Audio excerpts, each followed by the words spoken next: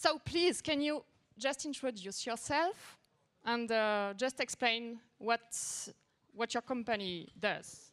Okay. So my name is Federico Larsen. I'm co-founder and CTO of Copado. We are specialized in the Salesforce technology. We are the world leaders in release management and application lifecycle management. We've been founded 5 years ago. Our company size is about 40 people. Out of the around 20 are part of the technical team. Fine. Guillaume. Hi, I'm Guillaume Maron. I'm a co-founder and VP engineering at Dashlane. So we are the best password manager on the market to manage your passwords and other information and your identity in general. So we have been founded 10 years ago, and we have a tech team of 50 people, and we are like 120 in total. Hi, I'm Toby Oliver. I was the CTO at Typeform until a few months ago. I've now kind of moved to the other side and working as an operating partner at K-Fund, which is a Spanish VC. But for the purpose of this conversation, I'm thinking of the CTO still. Just to give you some background, Typeform, when I left, it was about 180 people. I managed a team of about 70, 80 people. And it was founded about 5 years ago. And its focus is, it calls it conversational data collection. It's all about helping people collect data and sharing it.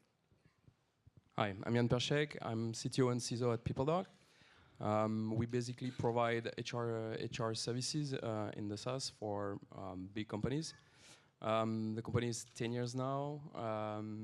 We are about 300, something like that, and 80 people in my tech organization. Thanks. I would like to know if there is a difference between the way you work together in a tech team, between a small team, a bigger one. How are you organized? Federico? Yeah, I guess anyone? I guess they want to know how you do it in different stage of the company, right? Yeah. So we organize as we use Scrum, and at the beginning we have one big Scrum, and then the team getting bigger and bigger, and so we need to split different Scrum, and so now we are at the point, I think, what these guys are doing, that we're moving to the Spotify model right now. So we're working on that at the moment. Okay, thanks. So maybe we can break the pattern. So we went through a few stages of how we work together. We started off, it was just kind of like a couple of Scrum teams. We got to a few pain points around how people communicate. So I think we moved to having functionally based teams for a while. And then that worked for a bit, and then that didn't work. And there is a when did it stop to work? Probably around 30, 40 people, maybe a few teams. It was becoming a problem. And then, I think we did the classic thing of looking at Spotify, which has got a great model.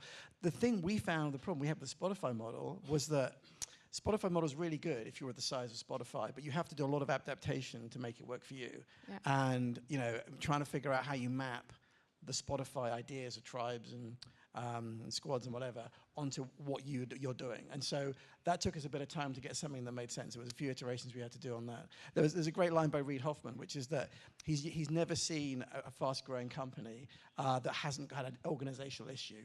I mean, basically, if you're growing fast, you're always struggling with how the team's structured. And you've got to keep adapting to try and make sure it all makes sense. Yeah. You seem to agree. So how did you adapt this model? Yeah, so I totally agree with Oliver. We used to be we used to have two big teams basically at PeopleDoc like 3 years ago, and when we need to scale, we split the teams in smaller, like again a Spotify model. It works great to scale because we have focused people. You have a smaller group of people focused on something. But at some point, yeah, you don't have to. It's not possible to adapt a model just like that. You have to understand the model and fix what doesn't work. At PeopleDoc, the problem was the dependency between the teams. When we have more teams, you have obviously more dependencies, and so you need to have people to work on these dependencies 100% of the day. So we dealt with management. So we've created kind of engineering manager position, just focused on enable the feature teams to working on dependencies between teams, understanding what doesn't work in the team with the methodology or stuff like that. So it's important at some point to have people not focused on the delivery, focused on the operation, but thinking about how to understand what does not work with the model, and to try to find the solution. I guess what I would add is that when you are 10, everybody knows each other very well. When you are 20, still a bit, and when you are 50, it starts to crack. And at 100, you don't know each other anymore. And I mean, not all the company. And to me, what changes is that when you start, you just have people, if they need something from another team, they will just go to the desk of this person and just ask him, because they are friends anyway. So there is a communication which is very easy. So we had several cracks like that. We added Scrum, because initially we were not doing Scrum, we were just coding, like that's it. Then we added Scrum, then it started cracked again, and so we added feature team. The issue is that we are maybe a bit too small yet for feature team. And can you just explain very quickly what is a feature team, or give an example? Yeah. So in the Spotify way, a feature team is a team that have all the skill set required to manage and deliver and release and maintain a feature. Different profiles. Yeah, so technical you would have like profiles. front-end developer, back-end developer, and whatever UX. tech needs to be there in addition to PM, PO, designer, QA, and all the people who usually compose a Scrum team. And so it's really about having a unit that is autonomous and that can produce and deliver a feature without requiring any help of other team. So basically, before doing feature team at Dashlane, we had platform teams, so Windows, Mac, Android. And so if we want to do a feature cross-platform, we need the whole 5 teams. So that's a lot of dependency. And then you do feature teams. And what we realize is that when you are, it's what you were saying, is when you are too small, it's not easy. And so we had 6 feature teams, but we had more than 6 features in the product. And so now we are going towards mission team, which is an adaptation with the idea of a group of people autonomous still to release feature, but with a strong focus, a business focus, I would say. Okay. Is it related to the company culture? Because we talk a lot about startup culture. So what do you think about it? And do you have a strong culture in your company? And how? I mean, is it important for you or not? I think it's key. One of the key aspects of growing a dev team is that nobody leaves, because if people turn over, then you're not. Nobody leads. Okay. Exactly, nobody needs to leave if you want to grow, because hiring good devs is always difficult, and so that's important. And the other thing is to build a culture. You need people to engage with the company, and for us is we try to make sure that they know that their code actually touches people. It has an actual impact on, like, one of the biggest quote we get from a customer was that they can go back home and have dinner with the family thanks for the new features that we are recently saving a lot of time. So that's great to hear, and and the developer or the group of developer build that feature, they got that satisfaction as well. So we need to make sure that we communicate how we impact customers. And the other thing is that you can do is you need to have a lot of excuse for celebration. Like every time we release a new version, we just go party, or every time we do something, it's always good to so people will get friends with the others, talk about something else, not just work. So for us, that's part of how we're trying to build the culture, right? Work hard and also have fun. So Yann, what about PeopleDoc culture, and how does it relate to the technical team? Yeah, it's a good question. We worked on several times on what is our culture. It's difficult, to define. I think it's more finding the people you want to work with. I think maybe we'll go deeper on that during the hiring stuff, and I think. You can, and we did that. You can put sentence on the walls and stuff like that. This is our culture. You can market it. It's difficult to deliver and to implement it, on a day-to-day basis. So, from my standpoint, I try to deliver to my managers is you need to find people you want to work with, And at some point, I don't know if it's about the culture or it's about the stuff, but you will find people you will happy to work with. Sorry, and this is what you create this is how you create your culture. I think at some point we'll maybe talk again more about hirings, but if you find a really good guy, or good girl, really high skill in just the technology you need. If it's or she's an asshole, you definitely don't need to hire. You shouldn't hire. Yeah, I'm sure we'll talk about that later. Yeah. So yeah, this is. I don't know about culture. Yeah, at PeopleDoc I can say we work hard, we party hard. I think for sure, and this always has been true at PeopleDoc, is we respect the personal life. So and even during the hard years, you won't have to work. I've never had to work at midnight or 1 p.m., 2 p.m.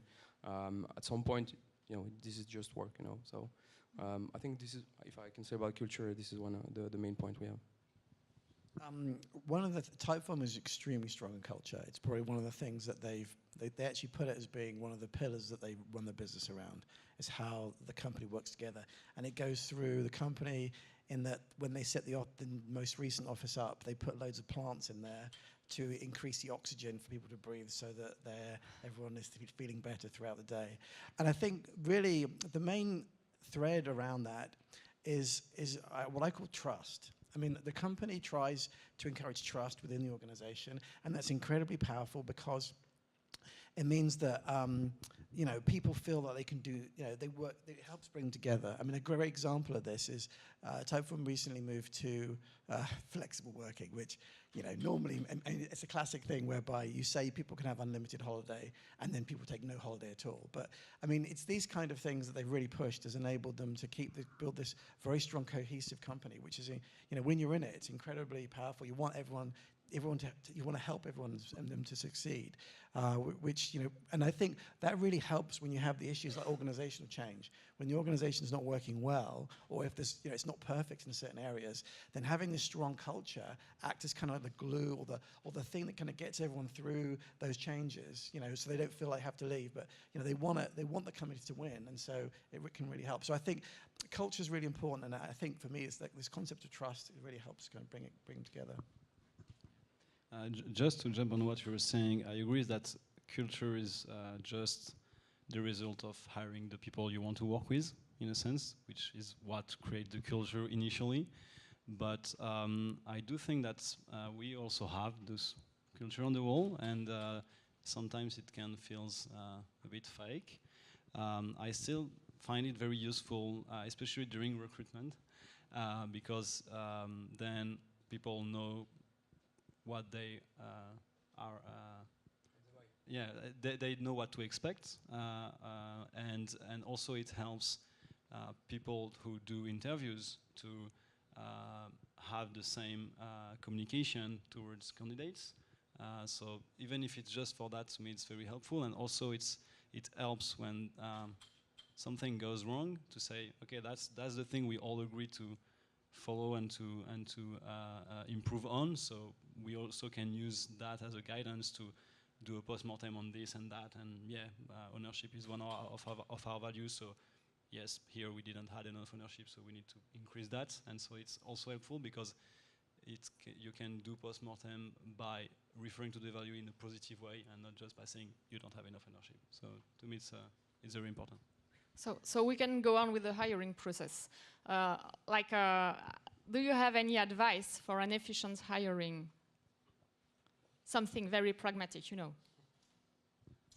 Well, I guess don't do that. You gave the first, which is hire people that you can work with, and it's about luck. At some point, I really trust the. Really? The Wow. really difficult the most difficult stuff to discover or to find is the soft skills. It's of course you need to set up a technical interviews. You need to decide if it fits from a technical standpoint, but really what is important, and especially when you need to hire managers or people who will be in charge of people at some point, not only managers but tech leaders, people that will that need to be trusted by the peers, the empathy, the communication, all this kind of stuff that sometimes are difficult to discover during a 1 hour interview. are, I think, the key for a good hiring. I think someone, I'm not sure it was you, said if there is any doubt, there is no doubt. Yes, it was Guillaume. Guillaume's sentence. It was me. I agree with that. I mean, if you're not sure, it's a no. I mean, it's super important that, I think, because getting somebody on board that you have to get rid of is so expensive that it's not worth doing. And it's really hard to resist, but I definitely agree with that. Yeah, the thing is that when there is a doubt, then you take the risk of hiring someone, and he starts in your company not with the best chances. And the goal of the recruitment process to me is to find a candidate which will have the most chances of being successful, both from the company perspective and from his own perspective. And so if you start with strong doubts, then there will be a lot of questions, and you won't start the adventure with him in a good way. And I like, to me, the most important thing in the hiring process is if one member of the team has a veto and doesn't want to work with the guy, he has to explain why, but he is right eventually. Meaning that the first question I ask to developers when they interview someone is, do you want to work with this person? If he says no, I will ask him why, but then the decision is already taken. If he doesn't work with the guy, then even if he's a good developer, it makes no sense because it will be inefficient at the end. And also, if they want to work with the guy, then they will have an incentive, a personal motivation, not just my motivation as a manager, a personal motivation to make him successful, which is very important. One of the things that we do is we use multiple agencies, and so they do the heavy lifting of finding one out of thousands, and then something that we do is we send them a complicated problem that they need to solve at home, and that will give you a good feeling of how hard they want to work for you, right? Because you will find now the market is kind of crazy, and people will just do a couple of interviews, get a couple of offers just to get an increase on their current company because they are afraid to change, but they get a rise anyway. So by sending them a complicated problem, if they solve it well, and if they send it quickly, like next day, they will tell you a lot about how much how responsible they are. Yeah, the motivation also. The motivation for them to get in your company. Exactly, and yeah. One thing what I found, and I'd be interested to hear on you guys' thoughts on this, but when we are off trying to do senior hires, a lot of them won't do tests like that. They just refuse. They say, I'm too busy, because if they're applying to lots of companies, then they go, it's too expensive. I'm not going to bother going to the people who've got these tests. I'm just going to go to somebody else. Of course, this is for developers, not for normally we try to promote for high positions. We internal promote people that have been longer in the company and they have proved themselves, and then we hire new developers where we send the test. Yeah, we don't do take-home tests neither because we did it back in the days, and we stopped because the test on site shows also to the person that you invest the same time than he's investing. So I'm not saying it's bad. I'm just saying that it has pros and cons. Definitely, it's a good tool to show to see the motivation, but it also can have some drawbacks. It's nice to see that you have very different opinions about that. And I think another challenging subject is about remote employees. What do you think about that? Do you do it? Yes, no, and why? Yes, at PeopleDoc we are 100% remote ready for the beginning, since the beginning of the company. I think our first lead dev was working in Toulouse.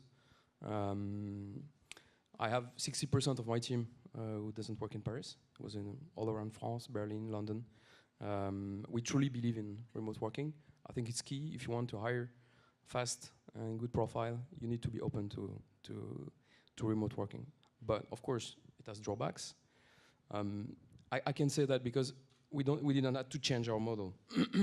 From the beginning into our DNA, we were remote ready. And I think it could be really challenging to switch from a mode to another one.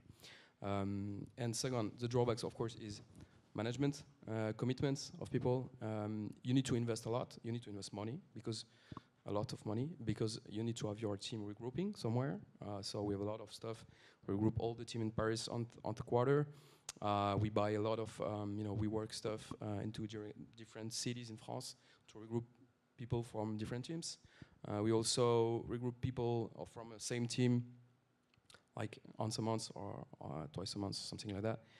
So it's an investment, and you need to have people, people manager, people who cares for the employees. You know, it's okay to have video meetings. It's easy to buy tools to have all your agile instances made through video meetings, but you need to be more careful with this kind of population, to have to monitor the behavior of these people, because it's at some point the people at the end of the day is alone at home. So if you have a hard day, you have a problem in production, you have something like that, it's far more difficult for people alone in his home to deal with that. And I want also to break the idea that in France, sometimes you have, well, I think now it's a bit of old school way to think, but that people at home won't work, we have a nap, 3 hours nap, something like that. It's the opposite from my experience. The only people who almost had a breakdown or a burnout was remote people, because they were too committed. Oh, really? Yeah. It's committed, yeah. Too committed, and at some point they are either at work, but at home. So if you want committed people, you know what you need to do. Yeah, definitely. But but you need to be careful with that, because when you hire people we work remotely, you need to have people either already worked remotely I think, to have a first experience, or you need to have experienced people. Or maybe if most of the people are working remotely, it's easier than if there is only some of them. Yeah, because it's the same for everyone. Yeah. If you start to do that, you need to start with experienced people. For us, of course, now it's easy because we have teams. We have managers who are managing only remote people, for example. So it's hard for them, but it's our reality, and it really, really eased our hiring process. Yeah. So what about you? Is it the same for you, or for any of you? Is someone that's the opposite of that? Like quite no one working remotely, or? Yeah, we have no one who is fully remote. Well, we have no one. Yeah, that's the opposite. We already had from the beginning people in New York and people in Paris for the very beginning. So we have our issues of people being far away. But what we do is that people can ask to work from home whenever they want, which is very important. But we never invested. Like you said, it's not because it's not the choice of not doing it. It was more like you always prioritize when you develop anything, a feature, a company. And so it's more, we didn't invest in doing that. And this has pros and cons, indeed. And we have some people that are a little more regularly remotely, but like once or two days a week. And indeed, during those 2 days, if there is an issue in production, for instance, it's much harder because he cannot just stand up and go to the desk of his coworker and start immediately working on it. So it's definitely a very good challenge. In our case, we started now with they can choose 1 day a week, so whatever day, so they can do remote. Yeah. And now we have a couple of hirings in the US, and all of them are working from home. We don't have an office there yet, so they will work from home most probably because they are in different cities. But I agree with him in saying that if you want to scale the team, we have like 50 positions open. We are hiring. There's no way we can get in the same city, in the same room, because they won't fit inside, and you cannot limit yourself to a geographic area to hire talent. That's the best. I think we need to we need to figure out the infrastructure, the security, so we can onboard people securely, so they can manage the source code that we have. I think you told me also about an onboarding process that you have. Do you all have one? Yeah, I mean, initially we didn't. The onboarding process was just hi, welcome. But as we grow, I guess you guys all have an onboarding process. I mean, maybe at some point you did not have one and you had to Yeah, it's the onboarding consolidate or process, something? to me is kind of the same thing as the evolution of just coding, doing Scrum, doing mission team, and doing a feature team. I mean, and then something else is like at some point it breaks and you add things and it gets bigger and bigger, and it's like a huge cost, but it's very important in my opinion. But yeah, it takes a lot of time to put in place because you have company onboarding, tech onboarding. Yeah, I guess the most interesting things we've done, which is not like a very innovative idea, which a lot of companies do, is having a buddy for each newcomer.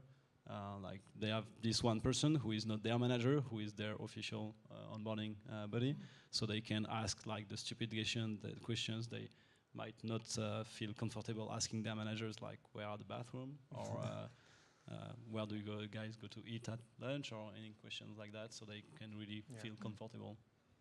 Yeah, that's a good idea. And so about the scale, the moment you scale the most, what was the most difficult? Or tell us about one fail or something that did not work or that you had to change. Or probably the big change that we did is we did this around sort of 20 odd people in the team. Was I wasn't able to look after everybody in the team, so we brought on a VP of engineering. So I stayed on as CTO, and then we brought a VP of engineering to help look after the team and look after the delivery side. So that was probably the big change, and that then helped that we could start doing the things like, you know, pay reviews, looking after proper people career progression, all the things that kind of I ran out of time to do that people want to have done. You know, he really helped kind of look after those things. And I think you get to a certain point, it varies in different companies, but I guess a certain point when you need to make sure that the management side is looked after properly and somehow. Yeah, I think the most the main challenge we had was and is still now, because we are hiring like 25 to 30 people a year, like 2 people a month. And at some point we felt that, okay, we need to hire 20 people, so every good Python developers we find, we hire them before thinking of where do they land, you know, in the team. So so it was a real mistake, because when people arrive, sometimes they don't know exactly what they're gonna do. They don't feel the sense of their mission. It's really difficult for the teams, because sometimes you hire people, but the teams didn't see him during the interview process. So you know, you feel that just put in the team, and the team just discover the guy or the girl just on his first day. So we worked a lot on, okay, anticipate the needs. You have to do that when you have a big HR team. We've been through that, you know. We've been through the years where we didn't have any IT teams or HR teams, because we are a HR IT company, so we felt that we can do everything, you know. But you need to have people working on that, like finding you know, methodology, a clear methodology for the hiring process, and anticipate the needs with the managers. Now we have technical leaders and people managers, and they need to say, okay, I need a position. If it's approved, they will run all the process and find the people, instead of, you know, just, okay, our VC told us you need to hire 30 people this year, so let's hire people, and we'll see after that what we're gonna do with them. It's not a good idea. okay. I guess one thing we didn't discuss a lot is about the tech itself, because it's more focused on the team. But as you grow as you scale your tech team, there is an impact on the tech. And I guess one failure we had was to not anticipate enough the fact that scaling your team with the code base being older and older, some people starting leaving, which is normal, and first people who did the code being only focused on one thing, which is just code and produce as fast as possible so the company can survive the first 2 years. Then you have at some point an issue about managing documentation, technical debt, and just refactoring. And so to me, that's one thing where we could have done better, and which is very hard when you scale your team and your product and the tech, which is at what moment do you pace yourself between producing features and actually just working on the tech. which doesn't produce anything at the moment. Yeah. I know a startup who is choosing always the latest technology just to find engineers easier because it's trendy and it can be a way of choosing a technology. Why not? Because Yeah, it's a way. Why not? Yeah. I don't know, but Why not? But I'm totally agree with Guillaume. I think 10 years after, we are just starting to hire what we call a dev enablement team. It's basically documentation, internal tools for the developers. Interesting. You know, yeah. Totally agreed. We push more codes, so you need more Jenkins or you want more CI. You need, our internal GitHub. But it's a specific team. People just do that. Yeah. Really? At some point, you have to. I think Wow.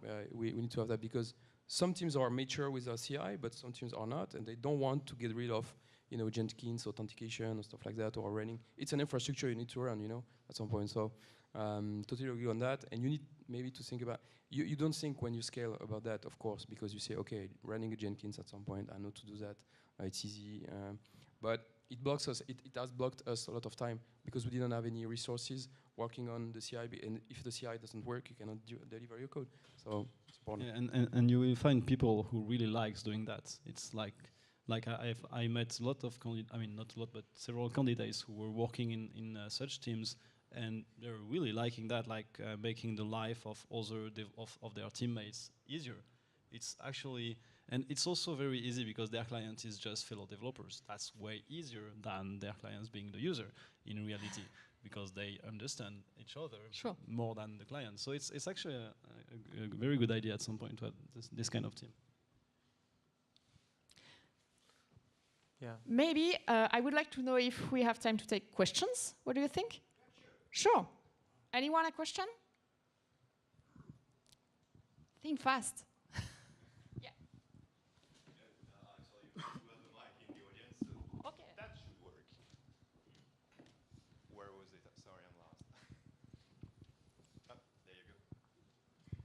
Yeah, thank you. I got a very generic and maybe a simple question, but what is for you the most relevant source to find profile? Because we see, for instance, web developers on certain technology, they're just a nightmare to find them. Yeah, good Do question. you really think you will have one answer that will help you? Well, I have one. Hire the best recruiter you can find. I mean, I'm not joking, actually. There are people who are really specialized on that, and you need to hire them as soon as possible and to scale that team. Yeah, agreed. You need to have at some point you need to have people working on hirings, definitely. My answer would be be close to the development community.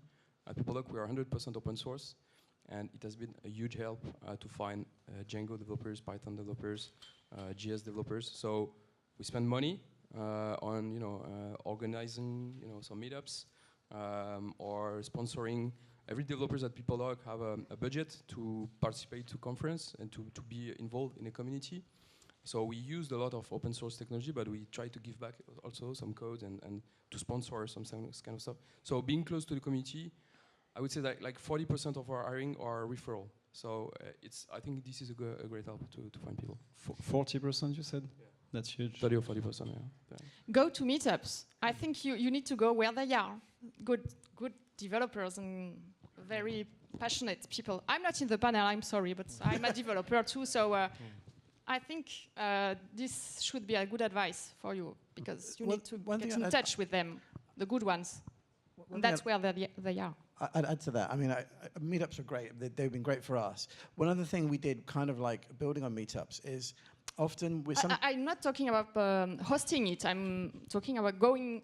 Oh, okay. Yeah. Well, so that's different, I send think. your developers, not your recruiters, to meet up external outside of your companies, please. Sure. I agree. I insist. Yeah. What did you say?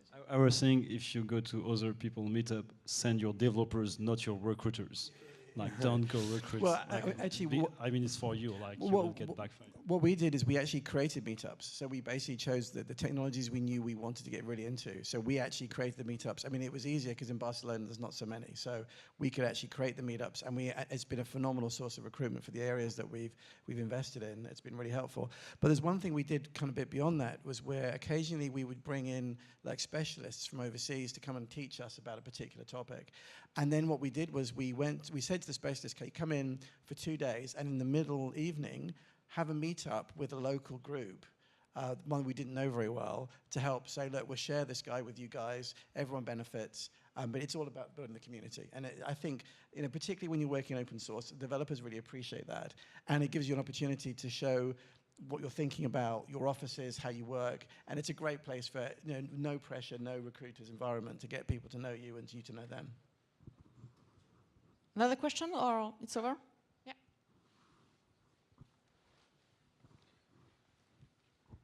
Yeah, just a quick question. How do you manage the talent retention inside your company?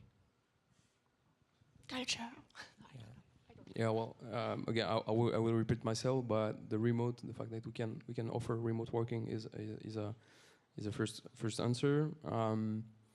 Second answer, I already say that, but yeah, make people involved in the community they are involved in before. Open source is really relevant during our hiring process.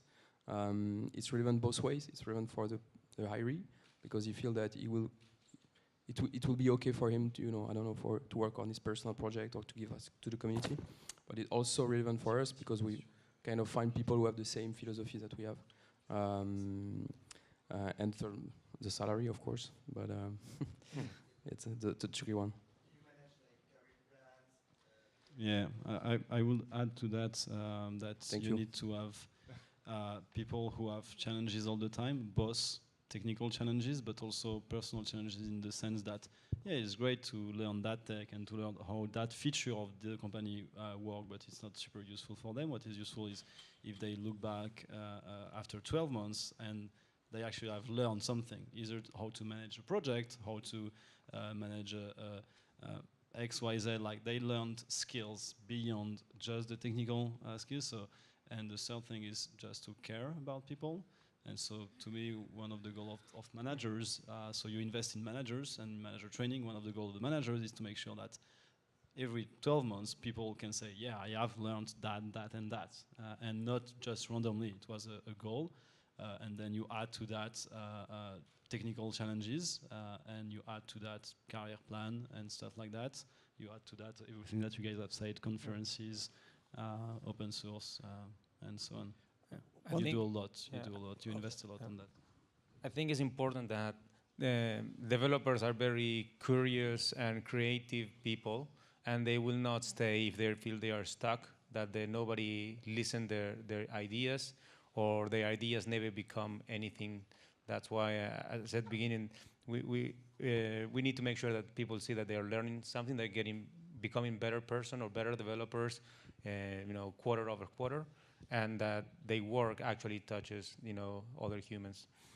Well, the one thing I'll quickly add to that is I think with we talked about feature teams earlier on, that can give the developers a much bigger sense of ownership, where they have much more impact on or much closer to what the business's needs are, and so they can actually help to shape and understand why the feature's being done. And when they get that ownership, they get much more engaged. They're not just in a factory knocking out code. They see why it's being done and what the benefit is, and that can really help to engage people, and that can help as well.